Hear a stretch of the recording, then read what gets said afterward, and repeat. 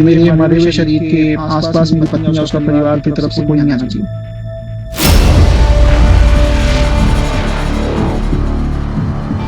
मेरा अस्थि विसर्जन तब तक नहीं होना चाहिए जब तक मेरे हरासर्स को पनिशमेंट नहीं मिलता।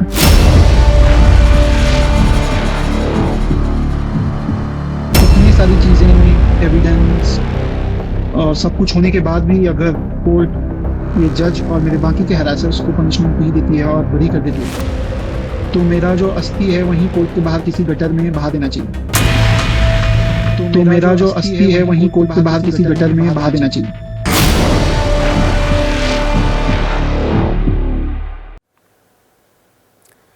बेंगलुरु में एआई इंजीनियर अतुल सुभाष के सुसाइड ने देश के कानून से लेकर न्याय व्यवस्था तक को सवालों के कटघरे में खड़ा कर दिया गया। एक बड़ी बहस को जन्म दे दिया गया और इस बीच आपको सुसाइड केस से जुड़ी एक बड़ी खबर हम बता देते हैं। और बड़ी खबर यह है कि अतुल सुभाष सुसाइड केस की जांच के लिए बेंगलुरु पुलिस की एक टीम जौनपुर के लिए रवाना हो चुकी है। सूत्रों के मुताबिक अतुल सुभाष की पत्नी और परिवार को नोटिस देगी बेंगलुरु पुलिस, ये कहा जा रहा है। अतुल की पत्नी परिवार को नोटिस दिया जाएगा बेंगलुरु पुलिस की ओर से और पूछताछ के लिए बेंगलुरु पुलिस जौनपुर के लिए रवाना हो चुकी है, ये जानकारी सामने आ रही है। मेरा नाम अतुल सुभाष है। मैं तकरीबन 34 साल का हूँ, बैंगलोर में रहता हूँ। आज मैं सुसाइड कमिट करने जा रहा हूँ। ये वीडियो उस वक्त का है जब अतुल सुभाष अपनी जिंदगी की डोर को हमेशा के लिए तोड़ना चाहते थे।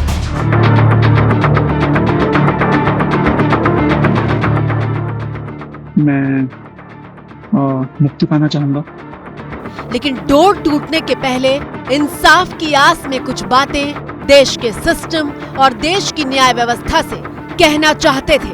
मेरी कुछ आखिरी इच्छाएं जो हैं ये हैं, ज्यादा मुझे उम्मीद तो नहीं है। अगर इतने सारी चीजें, एविडेंस और सब कुछ होने के बाद भी अगर कोर्ट, ये जज और मेरे बाकी के हरासर्स को पनिशमेंट नहीं देती है और बरी कर देती है, तो मेरा जो अस्थि है वहीं कोर्ट के बाहर किसी गटर में बहा देना चाहिए। अतुल सुभाष जो मौत के बाद भी देश की जुडिशरी से अपने साथ हुए अन्याय का हिसाब मांग रहे हैं। अतुल जो भ्रष्ट सिस्टम के भेंट चढ़ने के बाद भी पूछ रहे हैं कि क्या मेरी मौत के बाद भी मुझे इंसाफ मिलेगा। हो सके तो माफ करना, जिस उम्र में मुझे अपने मम्मी पापा का सहारा बनना था, उस उम्र में उन्हें हमेशा के लिए दुख देके जा रहा हूँ। ऐसा मेरे बच्चा को इंसाफ दिलवा दीजिए, बस और कुछ नहीं चाहिए। मेरे बच्चा को इंसाफ दिला दीजिए, मेरे बच्चा को। कलेजा छलनी करने वाली ये चीखें उस माँ की हैं जिसने अपने जवान बेटे को खो दिया। माँ जी बताइए। मेरा घर बर्बाद हो गया, मैं तो लुट गई। चाहता था कि बहुत परेशान करेंगे, बहुत परेशान करेंगे मेरे बच्चे को। कोई 5 लाख, कोई 10 लाख, मेरे बच्चे को।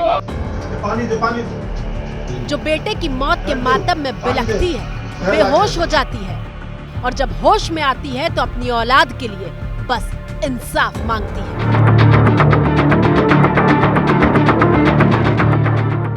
अंदर घुट गया, एकदम बर्दाश्त से बाजुल कर दी। मेरा बच्चा एकदम अंदर से टूट गया था रे बाप रे बाप। मेरा बच्चा अंदर से बिल्कुल टूट गया था।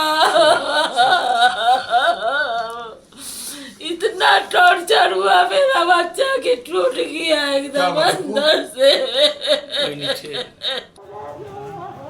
अतुल के पिता अपने बेटे को शहीद बता रहे हैं। वो कहते हैं कि अतुल देश के उन करोड़ों युवकों की आवाज बना है जिनकी बलि हर रोज ये सिस्टम ले रहा है। शहीद हो गया इतने लोगों को कानून व्यवस्था के बारे में बता के, जो अपने भारत की कानून व्यवस्था है उसके बारे में बताया है, जो रिश्वत लेने वाली समस्या है उसके बारे में बताया है। मेरा बच्चा। मेरे बूढ़े माता पिता और मेरे भाई पर कितने केसेस डाले गए हैं, हमें कैसे हरास किया गया है,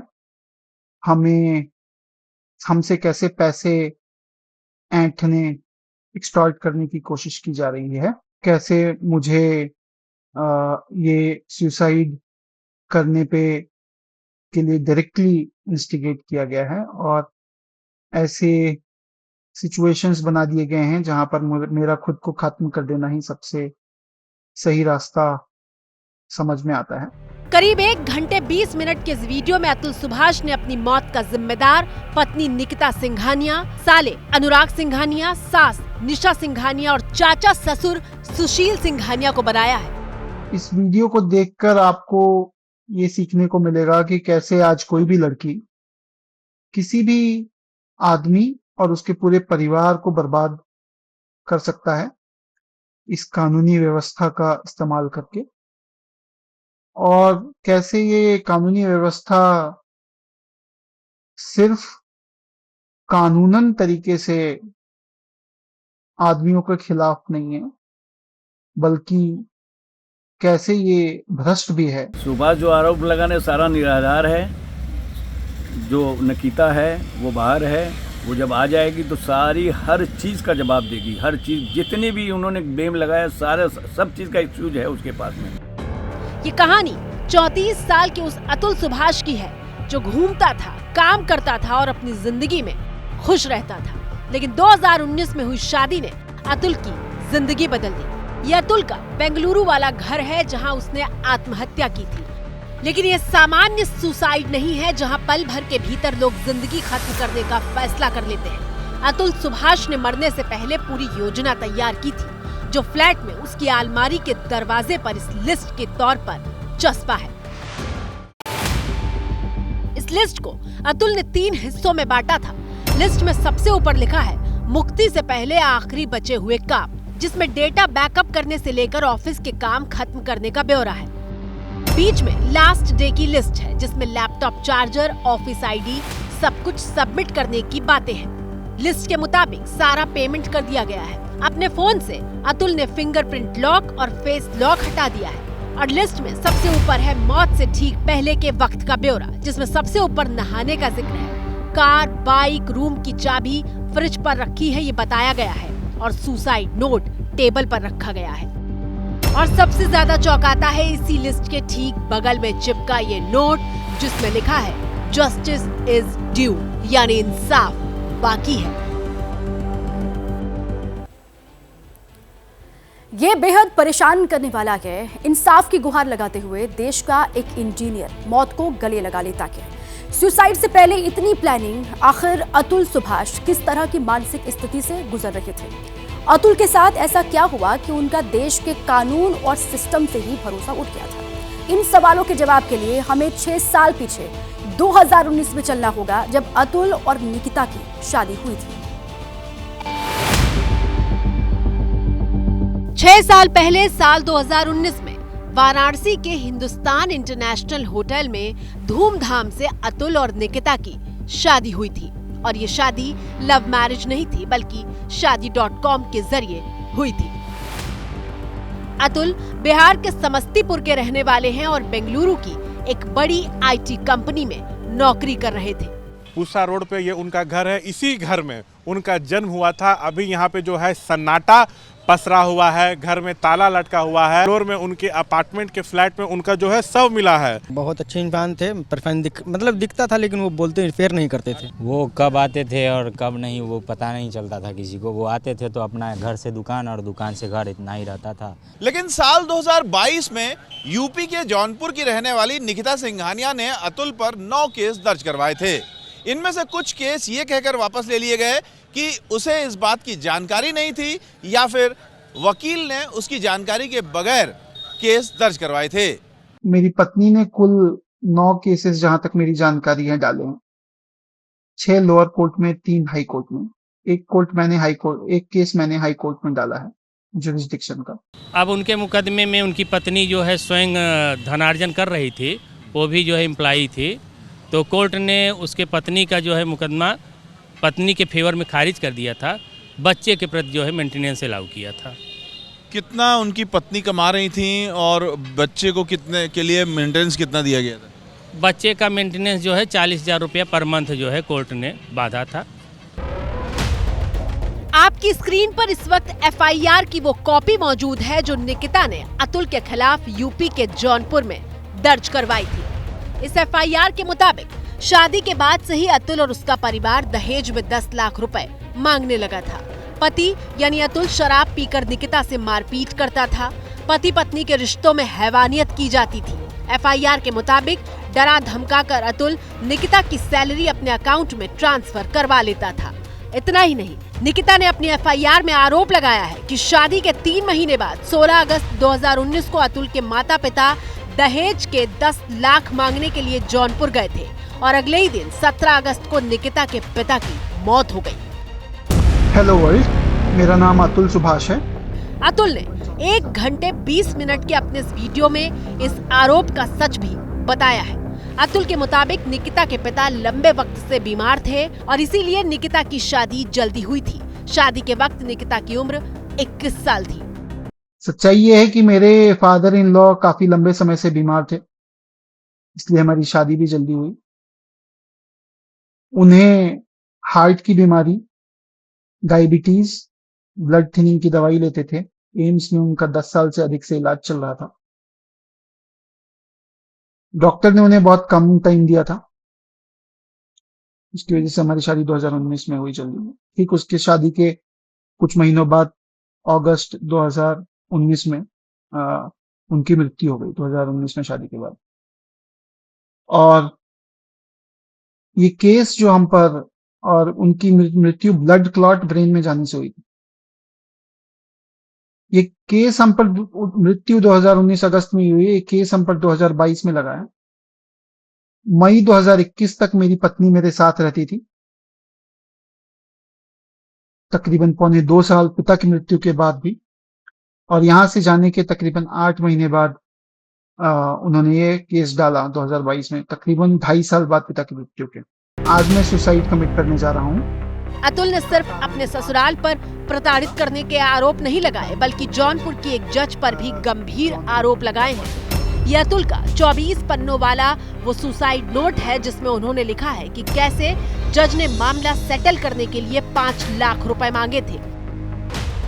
21 मार्च 2024 की एक घटना का जिक्र करते हुए अतुल ने लिखा कि मुझे जज के कमरे में बुलाया गया, जहां पत्नी निकिता पहले से मौजूद थी। जज ने मुझसे कहा, मामला सेटल क्यों नहीं कर लेते? मैंने जवाब दिया, पहले ये लोग मुझसे 1 करोड़ की डिमांड कर रहे थे, आपके अंतरिम ऑर्डर के बाद 3 करोड़ मांगने लगे हैं। जज ने कहा, फिर होंगे तुम्हारे पास 3 करोड़, इसीलिए मांग रही है। अतुल कहते हैं, मैम आप एनसीआरबी का डेटा देखो, कैसे लाखों लोग आत्महत्या कर रहे हैं झूठे मामलों की वजह से। पत्नी निकिता जवाब देती है, तो तुम क्यों नहीं सुसाइड कर लेते? अतुल के मुताबिक जज हंसने लगती है और निकिता को बाहर जाने को कहती है। मेरी मदर इन लॉ ऑब्वियसली उस दिन वहां पर थी, तो वो हंस रही थी। उसने, जब मैं बाहर निकल रहा था तो उसने मुझे टॉन्ट किया कि तुमने सुसाइड नहीं किया, पिछली बार तुमने बोला था सुसाइड करोगे, अभी तक जिंदा हो। मैं तो इस पर आई थी कि कुछ ऐसे सुसाइड का तुम्हारा आएगा मामला। अतुल और निकिता का एक 4.5 साल का बेटा है और अतुल ने बताया कि उसके बेटे से भी उसे नहीं मिलने दिया जा रहा और मिलने के एवज में 30 लाख रुपए मांगे जा रहे थे। बाप से चुपी छुड़वा दी, बच्चे से नहीं मिलने दी रे बाप रे बाप।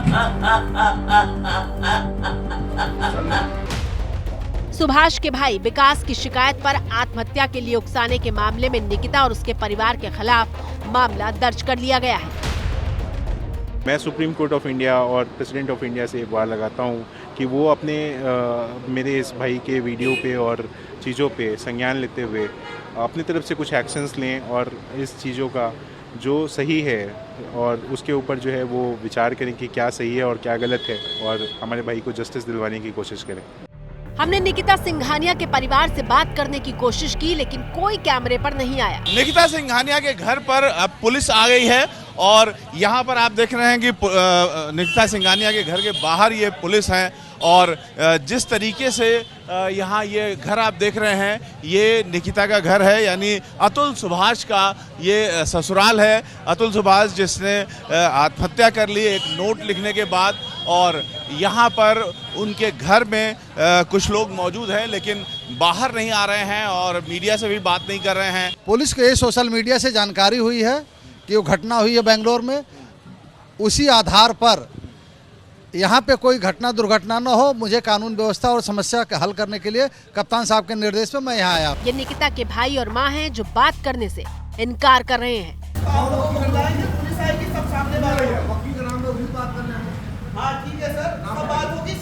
सबके सामने होगी, उनको भी बुलाया जाएगा जो एलिगेशंस लगाएं। 34 साल के इंजीनियर अतुल सुभाष की मौत ने देश में एक बहस शुरू कर दी है। बहस इस बात की कि क्या वाकई दहेज कानून को पुरुषों के खिलाफ हथियार के तौर पर इस्तेमाल किया जा रहा है। आज की तारीख में इस प्रावधान का बहुत ही व्यापक दुरुपयोग हो रहा है, ग्रॉस मिसयूज। तो ऐसे केसेज में सिर्फ हस्बैंड ही नहीं, हस्बैंड के रिश्तेदार जो भी mother in law, father in law, brother in law, sister in law, मौसा मौसी, नाना नानी तक बात पहुंच जाती है फंसाने में। तो इस कानून का जिस ढंग से दुरुपयोग हो रहा है, आज की तारीख में इस बेंगलोर के केस ने भी और उजागर कर दिया है कि अब इस पर पुनर्विचार की आवश्यकता है।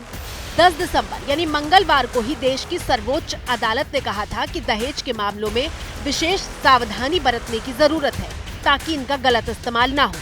इतना ही नहीं, करीब 7 साल पहले 2017 में सुप्रीम कोर्ट ने डाउरी एक्ट यानी दहेज कानून में संशोधन किया था, जिसमें कहा गया था कि दहेज उत्पीड़न के मामले में तुरंत गिरफ्तारी नहीं होगी।